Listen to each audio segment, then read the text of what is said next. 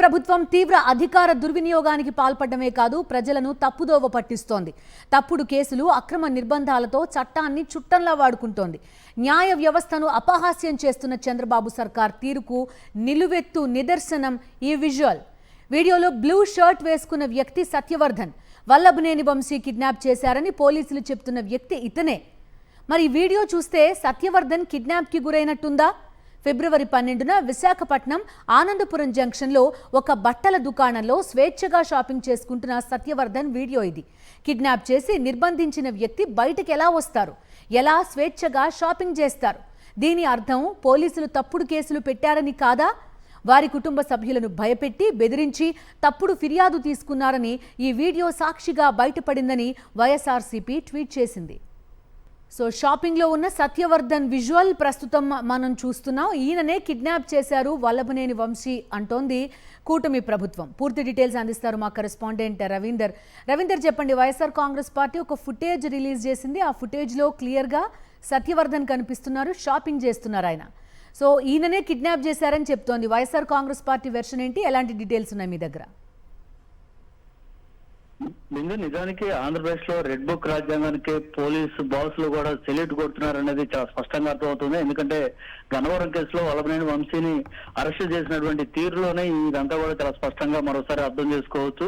సత్యవర్ధన్ ఎవరైతే ఉన్నారో తెలుగుదేశం పార్టీ కార్యాలయంలో అప్పట్లో పనిచేస్తున్నటువంటి సత్యవర్ధన్, అప్పుడు ఆ తెలుగుదేశం పార్టీ కార్యాలయం మీద జరిగినటువంటి దాడి ఘటనలో వల్లభనేని వంశీ ఉన్నారంటూ అప్పట్లో తనని బెదిరించి వంశీ మీద కేసు నమోదు చేశారు. అయితే ఈ నెల 10వ తారీఖున అదే సత్యవర్ధన్ జడ్జి ముందు ఒక వాంగ్మూలాన్ని ఇచ్చారు. తనని బెదిరించి కొంతమంది ఆ విధంగా చేయడం వల్ల నేను అప్పట్లో రిపోర్ట్ ఇచ్చాను, కానీ ఇదంతా కూడా అవాస్తవం, ఆ ఘటన జరిగినప్పుడు నేను లేనంటూ కూడా 10వ తారీఖున జడ్జి ఎదుట స్వయంగా హాజరై జరిగిన వాస్తవాన్ని వెల్లడించారు. అయితే ఇదంతా కూడా వల్లభనేని వంశీనే కావాలని సత్యవర్ధన్ ని కిడ్నాప్ చేసి బెదిరించి ఆ విధంగా వాంగ్మూలం జడ్జి ఎదుట ఇప్పించారంటూ పోలీసులు కూడా కేసు నమోదు చేసినటువంటి పరిస్థితి. వాస్తవానికి 10వ తారీఖునే కిడ్నాప్ చేశారని, 13వ తారీఖున మేము వెళ్లి సత్యవర్ధన్ ని విడుదల చేయించామంటూ పోలీసులు ఎఫ్ఐఆర్ లో కూడా పెట్టుకున్నారు. మరి 13వ తారీఖున ఈ పోలీసులు వెళ్లి అతన్ని వదిలిస్తే మరి 12వ తారీఖున ఆయన ఏ విధంగా విశాఖపట్నంలో షాపింగ్ చేస్తున్నారంటూ ఇప్పుడు వైఎస్ఆర్ కాంగ్రెస్ పార్టీ ఒక వీడియోని కూడా రిలీజ్ చేసింది. ఆ వీడియోలో బ్లూ షర్ట్ వేసుకున్నటువంటి సత్యవర్ధన్ నేరుగా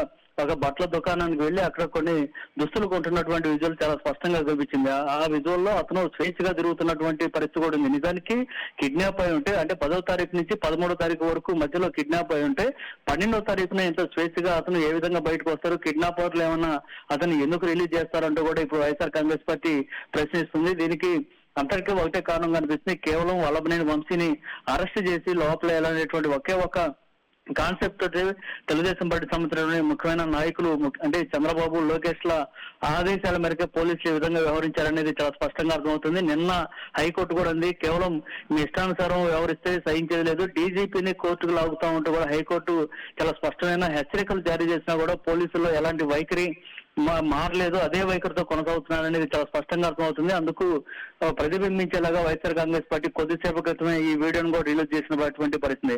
సో మొత్తంగా అయితే 13వ తారీఖున వల్లభనేని వంశీని అరెస్ట్ చేశారు. అంతకుముందు 12వ తారీఖు రాత్రి సత్యవర్ధన్ సోదరుడు కిరణ్ తోటి తమ తమ్ముడు సత్యవర్ధన్ ని వల్లభనేని వంశీ కిడ్నాప్ చేయించారంటూ 12వ తారీఖున ఒక కేసు తీసుకోవడం, 13వ తారీఖు ఉదయాన్నే హైదరాబాద్ వెళ్లి వంశీని అరెస్ట్ చేసినటువంటి పరిస్థితి.